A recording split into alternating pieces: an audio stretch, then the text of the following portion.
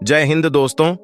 मालदीव अपना खाना भारत की बजाय तुर्की से मंगाने का फैसला किया है, लेकिन वे कुछ महत्वपूर्ण चीज के बारे में सोचना भूल गए।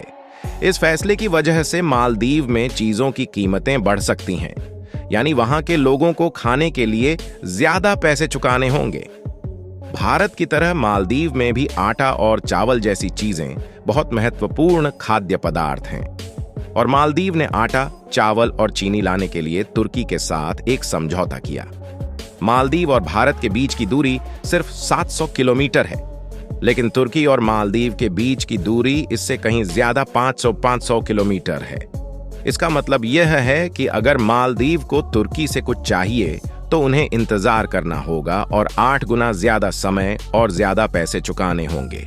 इसके अलावा मालदीव ने भारत से बहुत सारे पर्यटकों को खो दिया है, क्योंकि उन्होंने भारत को परेशान किया है।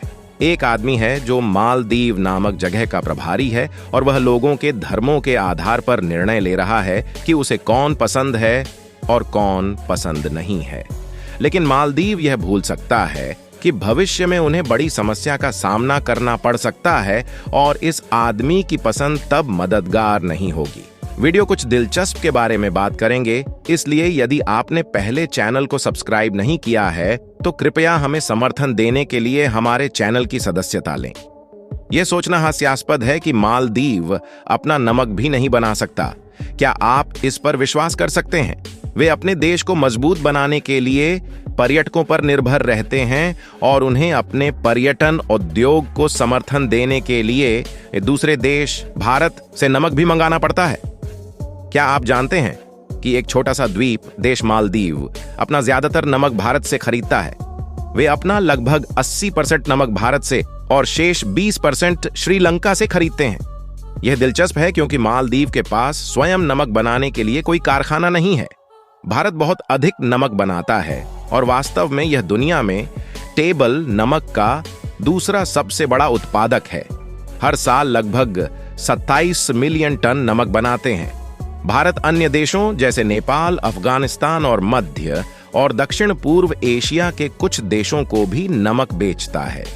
यदि मालदीव को भारत से नमक नहीं मिल सकता है तो वे इसे श्रीलंका या पाकिस्तान जैसे अन्य स्थानों से प्राप्त करने का प्रयास कर सकते हैं, लेकिन उनके लिए पाकिस्तान से नमक लाना थोड़ा दूर हो सकता है, क्योंकि वह करीब 200 किलोमीटर दूर है।